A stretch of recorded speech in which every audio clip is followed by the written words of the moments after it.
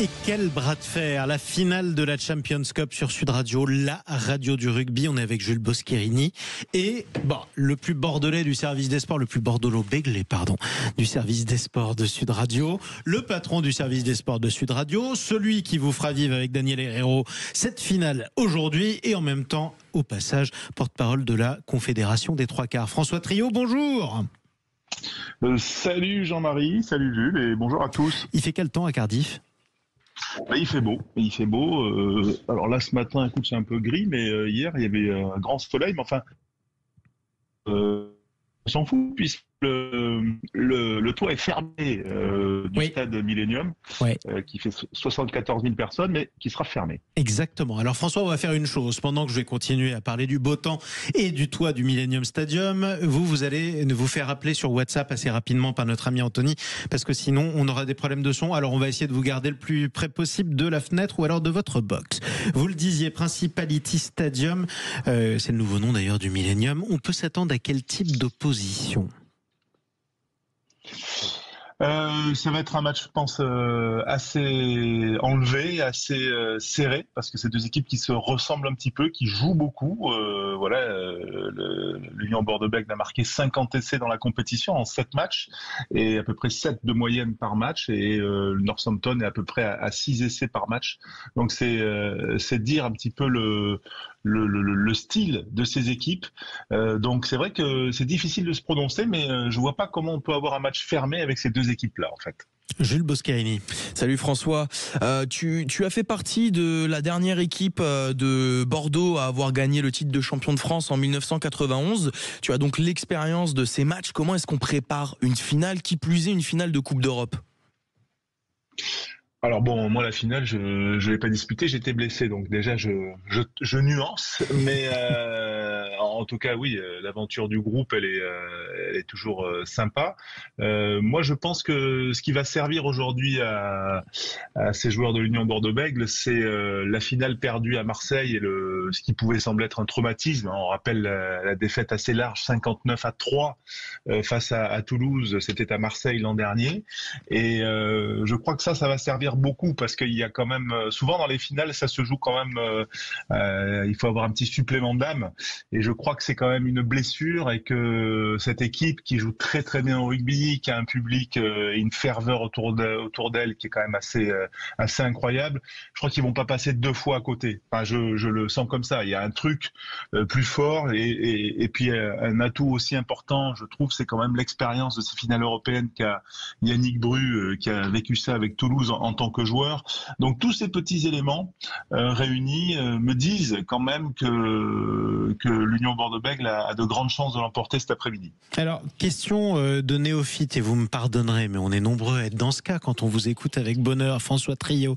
Si jamais Bordeaux-Bègles gagne aujourd'hui, est-ce qu'on pourra la considérer comme la meilleure équipe d'Europe, ou c'est plus compliqué que ça ? La meilleure équipe d'Europe du moment. Voilà. Après, la vérité d'une compétition, surtout d'une on verra et puis on verra quelques semaines plus tard en top 14 si elle sera capable de confirmer. Mais déjà, je pense que les Bordelais, ils en sont pas là. Ils en sont effectivement à vivre le moment et à remporter quelque chose. Vous savez que le président Marty, qui a pris en main l'Union Bordeaux-Bègles, c'est-à-dire la réunion du CA Béglé et du Stade Bordelais, lui, il a bâti ce club vraiment de ses mains, avec sa passion, sa connaissance du rugby, ses moyens qui sont pas ceux d'un milliardaire. Voilà, il a vraiment bâti ça strate après strate. Hein. Ça fait juste 12 ans ou 13 ans que l'UBB n'est plus en Pro D2.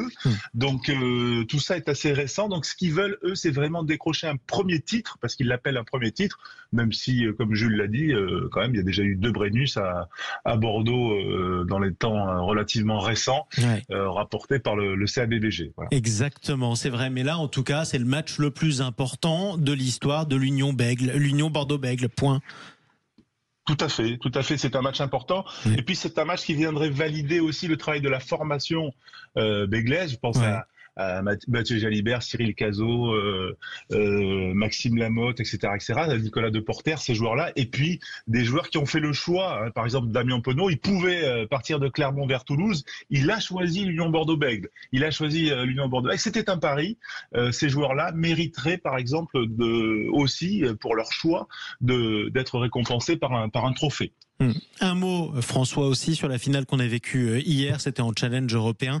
La finale perdue malheureusement par le Loup. Pourquoi la marche était trop haute ?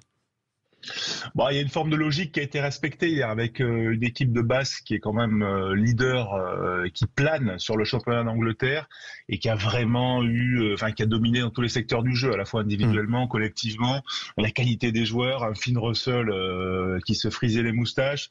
Non, vraiment, il y avait pas photo, quoi, notamment sur la deuxième période. Il y a eu une supériorité numérique pendant quelques minutes à 15 contre 13 pour les Lyonnais. Ils n'ont pas été capables à ce moment-là, c'est-à-dire en fin de première mi-temps, de prendre l'ascendant. Donc là, ça veut tout dire en fait. Et donc, je pense que les Lyonnais se sont battus, mais qui sont tombés sur meilleurs qu'eux, et ça arrive. Ouais, et vous dites comment d'ailleurs, Bath, vous ? Jules dit Bath, je crois. Exactement. Ouais, Bath, mais bon, moi, je n'ai pas le talent linguistique de Jules. Ça doit être ça, exactement. C'est gentil. On va terminer par le reste de l'actualité du rugby, puisqu'on vous exploite un petit peu, on profite de vous, mon cher François Trio.